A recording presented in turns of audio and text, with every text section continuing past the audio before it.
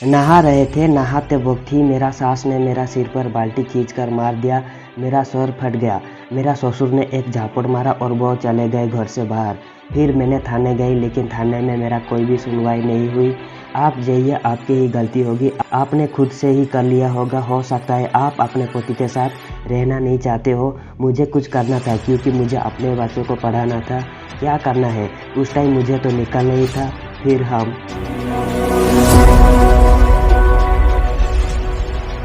नमस्कार, मेरा नाम ललिता है। मैं महुआ लखनऊ में रहती हूँ। हमारे घर में हम 6 भाई बहन हैं। हम लोग गरीब परिवार से हैं। लगता है हमारे 3 बहनों की शादी कम उम्र में हो गई थी। जब मेरी बड़ी दीदी चली गई शादी करके, उस समय हम पढ़ रहे थे 8वीं कक्षा में, और मेरा पढ़ने में भी मन नहीं लग रहा था, क्योंकि उस दौरान मुझे काम धंधा करना पड़ता था, और आज भी पढ़ने में मेरा मन नहीं लगता है। फिर मेरे 18 साल की उम्र में ही शादी करवा दी गई। हम शादी करके ससुराल गए। वहाँ पर पहले ही रात मेरे पति ने मुझे मारा। हाथ से खून निकलने लगा, सारे चूड़ियाँ तोड़ दी। इसलिए मार खाई कि हम 11 बजे तक ही सेक्स किए थे, लेकिन उनको रात भर सेक्स करना था। और जब 4 बज रहे थे तो मैंने बोला अब नहीं, अब मुझे नहाना है, क्योंकि गर्मियों का समय था। लेकिन वो बोला नहीं, नहाना नहीं देंगे, अब करना है। सुबह नहीं हुई और घर वाले भी सो रहे हैं। मैंने ज़बरदस्ती की, नहीं हमें जाना है, दरवाज़ा खोलने दो। दरवाज़ा खोलने नहीं दिया। मुझे मारा, पीटा, धोकेल दिया। इतना मारा कि हाथ से खून निकलने लगा। मैंने रोया तो बाहर ननद थी। दरवाज़ा खटखटाया। फिर हम साड़ी नहीं पहने हुए थे, लेकिन वो दरवाज़ा खोल दिया। जब ननद ने मेरे हाथ में बहुत सारे खून देखा तो उन्होंने मेरे पति को बाहर बुलाया, और मेरे ससुर ने झापट लगाया, और वो चले गए घर से बाहर। फिर उसके बाद डॉक्टर आए, मेरे हाथ से कांच निकले, ड्रेसिंग की, और उस दिन ही रिसेप्शन था। और फिर उस दिन लोगों ने बोला कि ऐसे कैसे बहू को चोट लगी है। तो मैंने बोला बाथरूम में गिर गई थी तो चोट लगी। यह बात सास ससुर ने बोलने के लिए बोले थे, तो मैंने कहा ठीक है।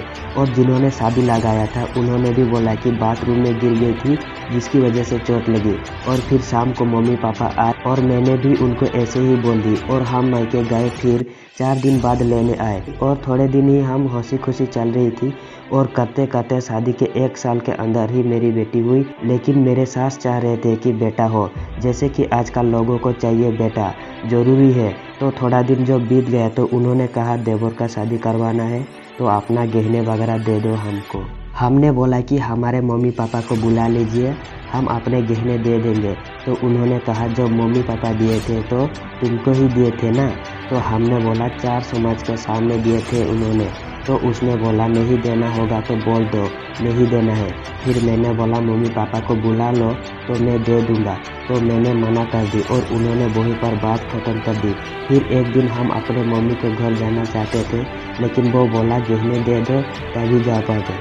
फिर नहीं जाने दिया उन्होंने। रात में लाइट बहुत कम आती थी वहाँ, क्योंकि वो गांव थोड़ा क्षेत्र लगता था।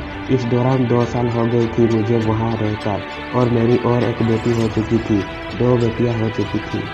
उस दौरान भी वो नाराज ही था। जब हम रात को छत पर सो रहे थे तो वो सेक्स करने के लिए बोला, लेकिन जब हमने उनको मना कर दिया तो मेरे जेवर चोरी कर लिया, अलमारी तोड़ कर ले गया, गहना वगैरह हमें पता ही नहीं था। जब 10-20 दिन हुआ हमें कहीं जाना था तो हमें लगा पायल वगैरह लेकर जाएंगे। तो जब मैंने अलमारी देखा तो वहाँ पर कुछ भी नहीं था। तो मैंने जब सास से पूछा तो बोला ज़्यादा नौटंकी मत देखा, यहीं कहीं रखी होगी। मैंने कहा ऐसा नहीं हो सकता, घर में है तो कहाँ चली गई, एक ही रूम है हमारा, उसी में अलमारी है, उसमें सब कुछ है। फिर मेरे ससुर ने बाहर से मुझे बहुत गंदी गंदी गालियाँ दी। मैं रोने लगी। मैंने मम्मी को फ़ोन किया तो मम्मी बोले ठीक है, कल परसों हम आएंगे। ऐसी धीरे धीरे हफ्ते बीत गया।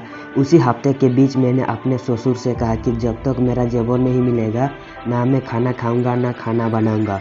फिर उसने मेरे ऊपर ही बिलोम लगाया कि कहीं रखी होगी इधर उधर। और सुबह ससुर ने हमें गालियाँ दी की, और बोले कि ना खाना खा रही है ना बना के खिला रही है। तो हमने कहा जब तक जेवर नहीं मिलेगा हम कुछ भी नहीं करेंगे। और मैंने जब बोला कि पुलिस कंप्लेन करूंगी, तो देवर ने बोला घर की बात है, घर पर ही रहने दो।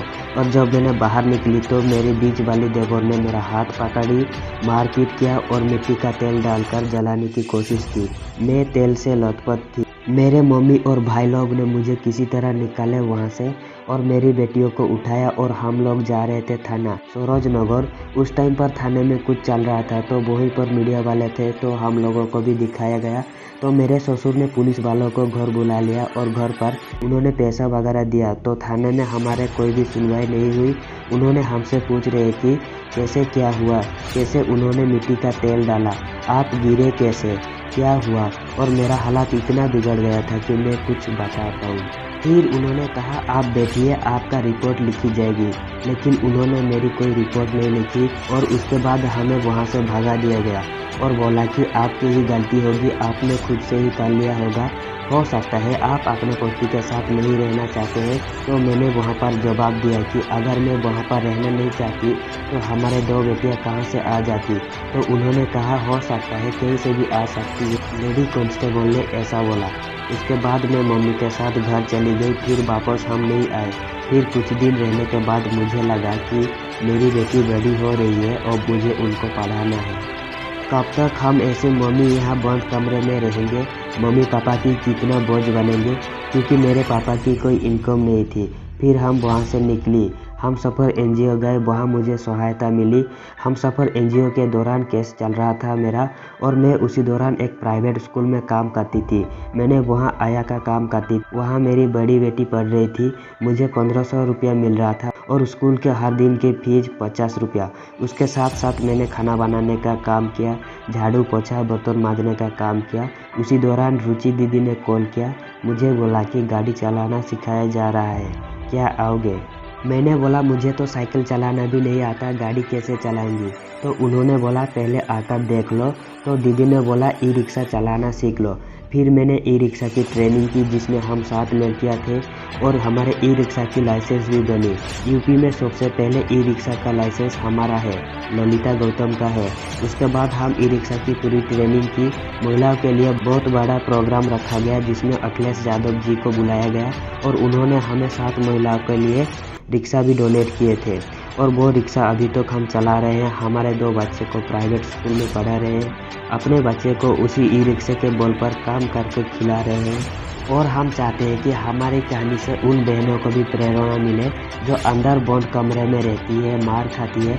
वो सिर्फ ये ना सोचे कि हम महिला है, मार खाने के लिए है। वो आगे बढ़े और हमारे जैसे संस्थाओं में जाकर अपने बात को रखे और उनसे प्रेरणा ले और उन बातों को अच्छे से समझे ताकि वो ये ना सोचे कि हम मजबूर हैं। कोई मजबूर नहीं है, हिम्मत वाली है, वो लड़ सकती है, वो आगे भी बढ़ सकती है। इस वीडियो के दौरान अगर आपको थोड़ा सा भी मोटिवेशन मिली है ये तो प्लीज़ यार वीडियो को लाइक करना, अपने दोस्तों के साथ शेयर करना और कमेंट में ज़रूर अपना राय बताना। और चैनल पर पहली बार आए तो चैनल को जरूर सब्सक्राइब करना। धन्यवाद।